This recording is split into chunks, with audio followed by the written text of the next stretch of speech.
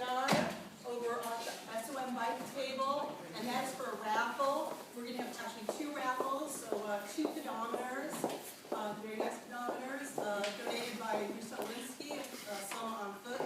So, thank you, Risa. Here she is. So you definitely want to try for one of those, and she's got the jar. So You didn't put your name here. And on a piece of paper inside that. So Complete Streets. My name is Cahill, and I'm a member of the South Orange Bicycle Coalition. So we're one of the co-sponsors of tonight's event, as is Soma on Foot. And so I just want to say welcome. Thank you for coming out on this cold and rainy January night. Really appreciate that everyone is here.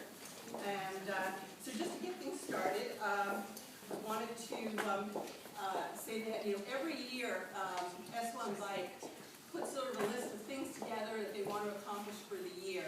And in the past, we've done organized rides, and we've worked with the Board of Ed, and bike safety classes, and Bike to Work Week. We celebrated that, and a whole bunch of things. But this year is Complete Streets, and that's a really special goal for us. It's not something we can do by ourselves. It's really something that we need lots of support from all areas of the town. So it's especially heartening to see you all here tonight to kick this off. And I don't know who better to help us kick this off, but Sherri Davis, our speaker, who's from the Department of Transportation. And she has a wonderful bio that actually I would just read, and I think if you could just talk a little bit about yourself when you stand up. It's very interesting. She's been at the forefront of Complete Streets for the state of New Jersey, and I think it's very exciting initiative along with all her boards and wonderful leaders. So thank you very much. On behalf of our commissioners and the police administration, it is a pleasure to be here tonight to talk about Complete Streets. And I will say that our commissioner has been very supportive of this effort within the department. It's not a policy that he signed. It was signed by our former commissioner. Mr. Simpson came to our department. He embraced it immediately. He has sold this idea to the Christie administration. They're very supportive of this effort, and we are moving full steam ahead in the department. New Jersey's policy came. It was kind of a funny situation. I was at the Delaware Bike Summit, and at that summit, their governor actually signed an executive order to the DOT down there to create a Complete Streets policy. And I'm sitting there, I'm thinking, man, if Delaware can do it, Jersey can do it. So I came back, I was sitting at the lunch table down in the cafeteria, and Commissioner Diltz walked by. And he always stopped to say hi. And when he stopped this time, I said, hey, Commissioner, I want to talk to you about something. I told him what I witnessed down in Delaware, and I said, you know what? We can do it here. We're already doing a lot of great stuff in New Jersey. We have a great bike ed policy, but it doesn't go this far. And he says to me, write up something, come down, present it to me, let me take a look at it. As soon as I presented to him, he was on board immediately. We had a policy written up very quickly. He signed that policy, and we've been moving full steam ahead. We have literally integrated the policy within our capital project delivery process, which means that in every phase of a capital project in the DOT, I sign off on that phase of the project to make sure that Complete Streets stays in the project, so that bicycle, pedestrian, transit, and ADA is considered in every one of our projects. There are exemptions in our policy, and those exemptions are signed off by the commissioner. It's a very powerful policy. We've been ranked #1 in the country. Our policy is #1 in the country when it's ranked above all other states. So we are going around talking about Complete Streets. We were asking communities to follow our lead. There's about 14 or 15 communities now, I think, in New Jersey that have passed policies in one county, Monmouth County. We're going to be kicking off in the spring some regional workshops that are geared to local traffic engineers and planners. Doing 4 of them concentrated in the Northeast, Northwest, Central, and South. So we want to get to the people, the decision makers, to help them to understand what Complete Streets is, what the benefits are, and really what is the cost to communities for incomplete streets. How many people here are bicyclists? How many people love to walk? How many people are just here because they don't know what Complete Streets is? I'm glad. to understand. I'm a cyclist, I'm a walker, and I'm very passionate about this. And I carry the message in the department, and I'm very loud about it. Mike Miller in the back there, you might know him. He is actually one of our consultant teams that works with the department, has worked on this, and has taken this presentation around the state as well. In fact, if it was going to rain too hard, I was going to call him and ask him. Actually, I live all the way down to Cherry Hill, so it is a long ride for me. But bear with me, I'm going to go through this presentation. I've been with the department for 26 years. I've been the bicycle and pedestrian coordinator, state bicycle and pedestrian coordinator. Every state has one. I've been in that position for 10 years. I'm soon probably going to squeak out of that position. I'll be managing our bureau, which has a lot of other sections in it. But I've been doing this a long time. I'm very passionate about this work. So let me just dive into this presentation and then answer any questions you have. The way we're set up here, I'm going to have my back to you so I can advance this. And with this, I don't have a book memorized, so just bear with me as we go through this.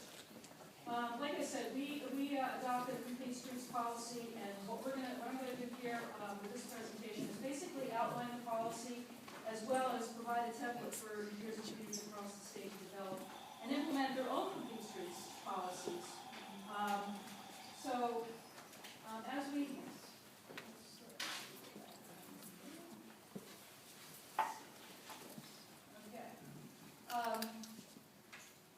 we can look back many years and realize that when our policy was passed, it was really a game-changing moment in New Jersey. This policy is really going to make a difference in the years to come. And as our director states here, we're one of the first states in the nation to pass something like this. And again, our policy is #1 in the country. I've gone around when the communications office asked me to make a statement that we can give to the press. My first reaction was that our complete streets policy and the strength of the policy is really a proud statement that our department is committed to this and committed to saying that all users of our roadway must be accommodated. We're not just about cars anymore. We're about biking and walking, using transit. So we need to think about those in our project. We talk about complete streets. You're basically looking at considering all users and the planning, design, construction, maintenance, and operation of our New Jersey roadways. And basically, in our department, these are 5 areas, and every one of those 5 areas must adhere to the policy with anything that they do. Now, by definition, a complete street is defined as a means of providing safe access for all users by designing and operating a comprehensive, integrated, connected, multimodal network of transportation options. And as we go through this, you've got to keep in mind that there's many different types of complete streets. A street is complete if it provides facilities that are appropriate to the existing or desired circumstances. Now, a complete street offers a full range of travel choices. It connects to a wider network. It's fully accessible to all users, meaning kids and seniors, people with disabilities. And it varies, like we said, it varies with the existing context and use and the desired vision of the street's performance. Complete Street supports and contributes to life in a pleasant, convenient neighborhood and serves transit. A 2003 American Bikes poll found that a majority of Americans want to bike more and are prepared to invest tax dollars. The 2002 Surface Transportation Policy Project survey found that Americans would like to walk more than they currently do, but they're held back by what? Poorly designed roads that encourage speeding, poorly designed intersections, and inconvenient street design. As you can see by this slide, about a third of Americans don't drive. And because they don't drive, we need to think about making sure that our roadways are accessible to all users, depending on what means of transportation they use. Again, talking about why complete streets, why should we even think about it? Because some streets are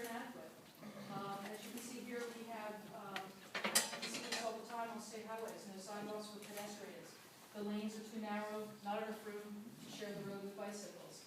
Streets are too wide, it's too dangerous to cross on foot.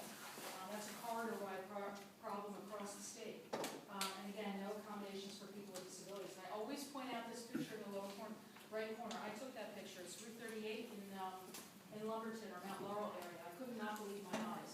This guy literally was going down in a wheelchair, and that shoulder was basically cutting off, and he was going into a live lane. We can't design roads like this anymore. Now, what these statistics show is that we need to do a better job creating a safe transportation network for all users. If you look at the crash statistics, bicyclists or pedestrians with motor vehicles, and compare them to the number of people who bicycle and walk, you get a sobering picture of the problems that are created by not adequately accommodating bikes and peds. Those modes account for 10% of all trips, and yet they are a disproportionate share of crashes.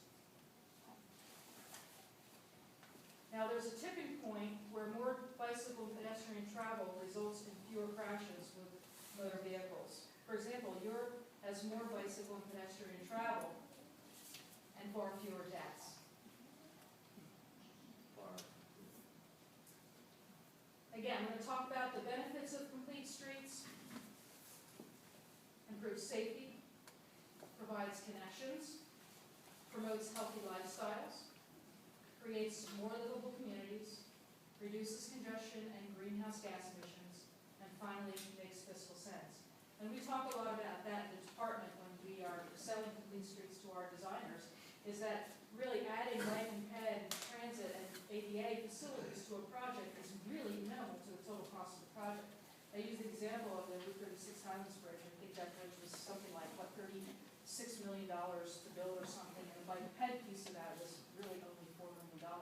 It's a very small fraction of what the total cost of the project is. It just makes sense to do it right the first time.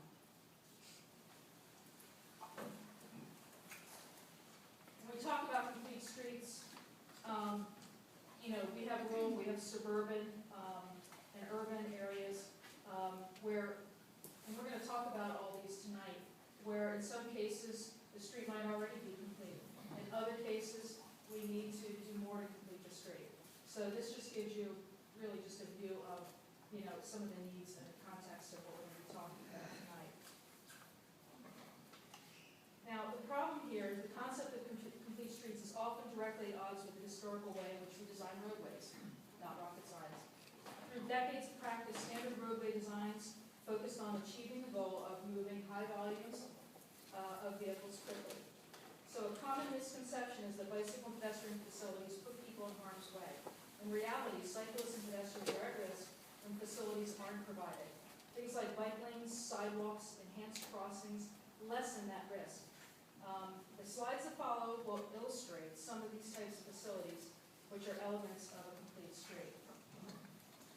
Now, there's basic desires of a pedestrian. The needs of pedestrians are in direct conflict with the strategy of moving large volumes of traffic at high speeds. Because what makes a pedestrian most comfortable and safe are low volumes moving at low speeds. Does this street look complete to you? Did this street give you a sense of confidence? No, not exactly. It's really ugly too. And how about this? No sidewalk. It's better? A little bit better? Yeah. Good. We've actually narrowed the crossing distance, put some bump outs in there, so again, natural traffic calming. We're just going to go through some ideas. What about this intersection? Very wide crossing distance. What if we did this? Nice. Oh, wow. One of the FHWA's new countermeasures came out was pedestrian and median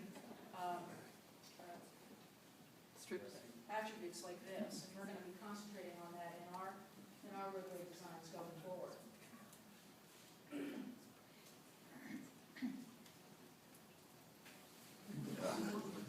It's pretty scary. So have you heard that we don't need to build sidewalks here because no one walks?